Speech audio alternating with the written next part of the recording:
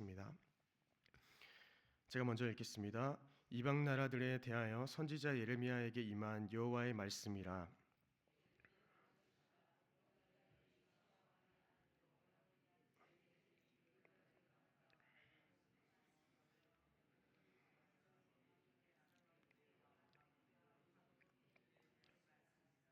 너희는 작은 방패와 큰 방패를 예비하고 나가서 싸우라.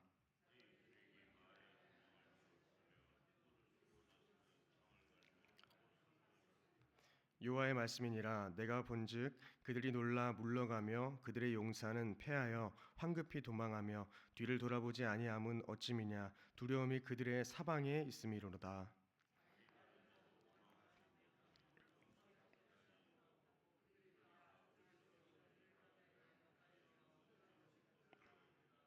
강의 물이 출렁임 같고 나일 강이 불어남 같은 자가 누구냐.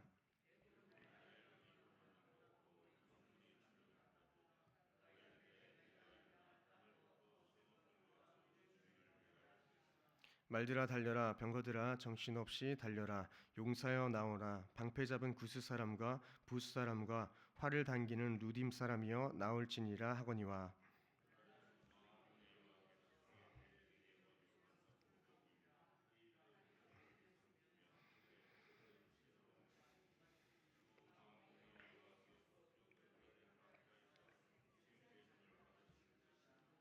처녀딸 애굽이여 길르앗으로 올라가서 유향을 취하라.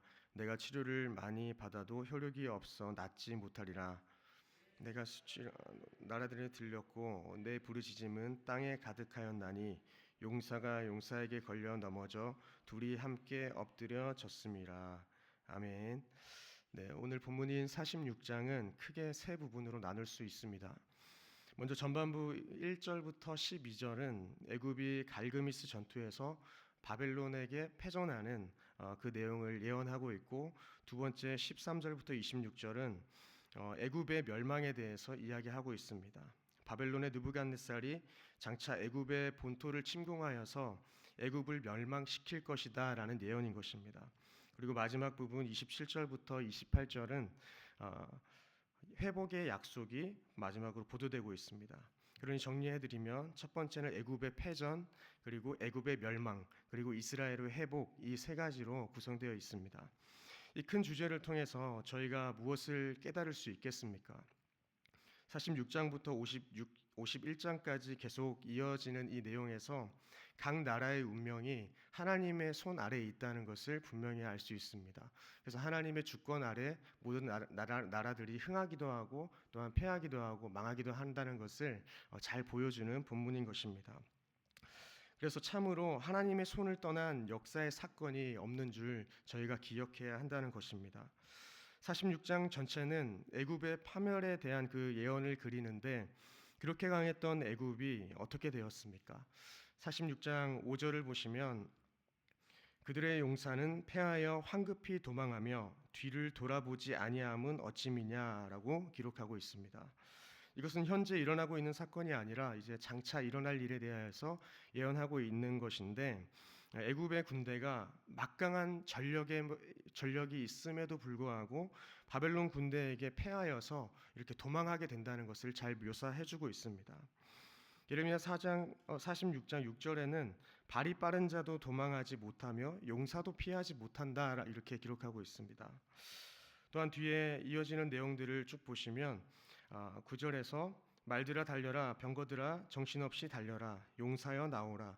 방패 잡은 구스 사람과 부스 사람과 활을 당기는 누딤 사람이여 나올지라 이렇게 이야기하고 있습니다. 먼저는 기병이 나가고 그 뒤를 병거가 따르고 또한 그 뒤를 방패와 창을 잡은 보병과 활 쏘는 자가 따랐다는 것을 기록하고 있습니다. 그런데 이 본문에서 조금 독특한 점이 있습니다. 그 방패 잡은 자가 그냥 방패 잡은 자가 아니라 방패 잡은 구스 사람이고 또한 부스 사람도 활을 당기는 루딤 사람 이렇게 기록하고 있습니다. 이것은 어떤 이야기를 하는 것이냐 하면 이들이 돈을 받고 고용되었던 용병들로 보인다는 것입니다. 그러니까 애굽은 하나님을 의지하지 않고 지금 자신들이 고용한 용병들을 의지하여서 군인들을 잘 좀 준비 태세를 갖추어서 승리를 할 것이다라고 확신하고 있는 것입니다. 근데 이 사실을 통하여서 저희들은 누구를 의지하며 나아가야 하는지를 잘 확인할 수가 있습니다. 16절을 보시면 하나님께서는 이 애굽 군대를 추풍 낙엽처럼 쓰러뜨리시겠다고 이야기하십니다. 16절에 보시면 그가 많은 사람을 넘어지게 하심에 사람이 사람 위에 엎드러지며 이르되 일어나라 우리가 포악한 칼을 피하여 우리 민족에게로 우리 고향으로 돌아가자 하도다. 네. 애굽 사람뿐만 아니라 애굽에서 고용한 그 용병들도 다 두려워 떨어서 고용된 그들도 전세가 불리하니까 도망갈 준비를 하고 있다는 것입니다. 그래서 다 고향으로 돌아가겠다라는 그러한 마음들을 내비치고 있는 것이죠. 이 애굽의 용병들이 자기 고향으로 돌아가겠다고 이야기할 정도였으면 이 애굽의 패배는 너무 처참한 그런 상황이었다는 것을 확인할 수 있습니다. 심지어 17절에서는 주변 국가의 두려움이 대상이 되었던 이 바로가 망했다고 하면서 이제는 그가 조롱의 대상으로 뒤바뀌게 되는 신세임을 예언하고 있습니다. 여러분, 참된 왕은 누구이십니까? 본문에서 저희가 확인할 수 있듯이 여호와 하나님이십니다. 예레미야 46장 18절에 만군의 여호와라 일컫는 이 왕이 이르시되라고 기록하고 있습니다. 앞에 바로 왕은 망했고 조롱의 대상으로 바뀌었지만 이후의 본문에서 바로 나오는 것 같이 여호와 하나님께서 내가 너희에게 명하고 있다는 것입니다. 여러분, 자신을 신격화했던 바로 왕이었는데 그런 바로 왕은 망하게 됩니다. 만군의 여호와가 진정한 왕이라는 것을 다시 한번 본문은 나타내 보여줍니다. 참된 왕이신 여호와 하나님은 온 우주 만물과 역사를 주관하시는 참된 왕이시라는 것이죠. 이러한 왕을 두고 애굽은 누구를 의지했습니까? 25절을 보시면 보라 내가 노예 아문과 바로와 애굽과 애굽 신들과 왕들 곧 바로와 및 그를 의지하는 자들을 벌할 것이다 라는 것입니다. 하나님만 의지해야 승리할 수 있었음에도 불구하고 그들은 용병대를 의지했고 자신들의 전투력을 의지하고 또한 자신들이 믿던 자신들이 안정을 찾아주리라고 믿었던 그러한 신들에게 다른 그러한 신들을 의지하면서 하나님께 벌을 받을 수밖에 없는 상황에 놓여 있었습니다. 그런데 이렇게 힘이 있어 보이고 자신들을 보호할 것만 같았던 그 수호신이었던 그 이방 신들을 살펴보면 그들이 자신을 보호할 것 같았지만 애굽의 신들까지 심판하겠다라는 그 하나님 아버지의 선포에서 하나님 아버지께서 참된 왕이시라는 것을 다시 한번 보여주고 있습니다. 자신들의 안정을 보장하고 자신들을 지켜줘야 할 그 신들이 참신이신 하나님 앞에서 아무런 힘이 되지 못하는 것입니다. 힘을 쓰지도 못하는 것이죠. 그러니 참되신 그 여호와 하나님만이 애굽도 또한 이스라엘도 의지해야 할 대상이었음을 저희가 확인할 수 있습니다. 26절에는 뭐라고 이야기하고 있습니까? 내가 넘긴다라고 기록하고 있습니다. 다 읽지는 않았지만 내가로 시작해서 내가 너희들을 넘기겠다라고 기록하고 있는 것입니다.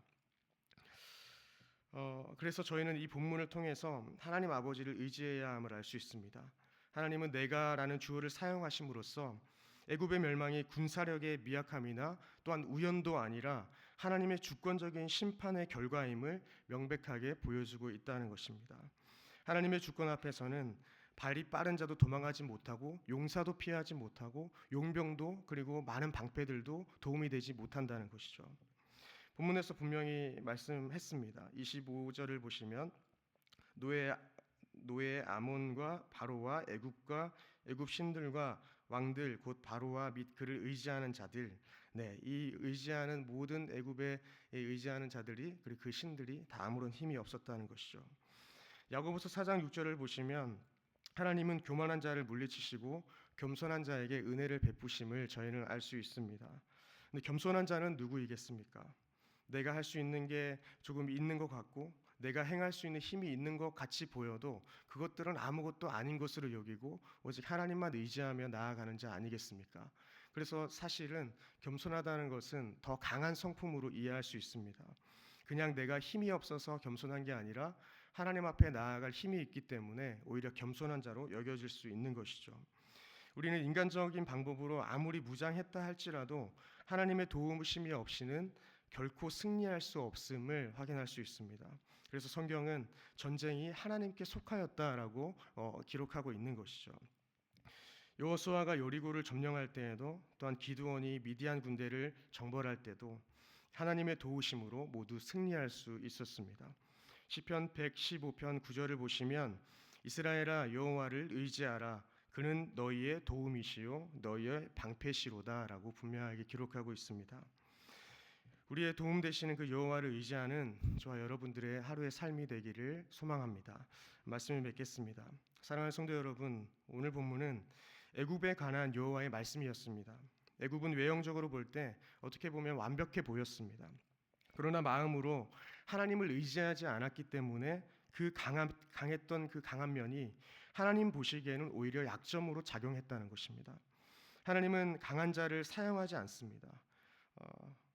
뭐든지 잘하고 능력 있고 강한 자를 사용하시는 분이 아니라 자신이 아무것도 못한다고 고백하는 미련해 보이는 자, 약해 보이는 자를 들어서 사용하신다는 것이 바로 하나님 아버지의 원리라는 것입니다.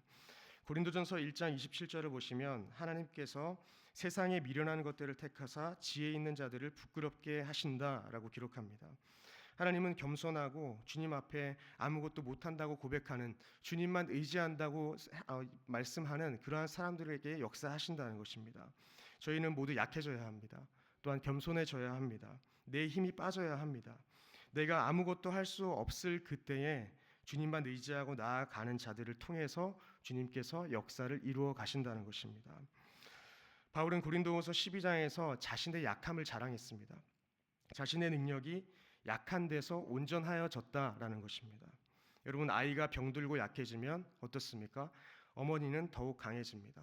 그거와 같이 저희가 하나님 앞에 약하고 겸손해지면 어머니께서 더욱더 강하게 역사하시는 것입니다. 하나님께서 강하게 역사하시는 것입니다. 우리가 자신을 강하다고 생각하고 세상의 것을 의지한다면 이것은 자신을 속이는 것이고 어떻게 보면 하나님의 능력을 거부하는 일로 여겨질 수도 있습니다. 원하기는 오늘 하루 나의 약함을 자랑하기를 소망합니다. 주님, 저는 아무것도 할 수 없습니다. 나를 다스려 주십시오. 애굽의 도움은 필요 없습니다. 좋은 방패와 병거 용병도 필요 없습니다.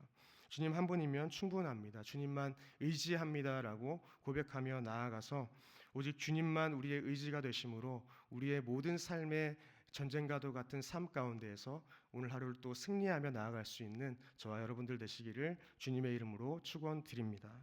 함께 기도하시겠습니다.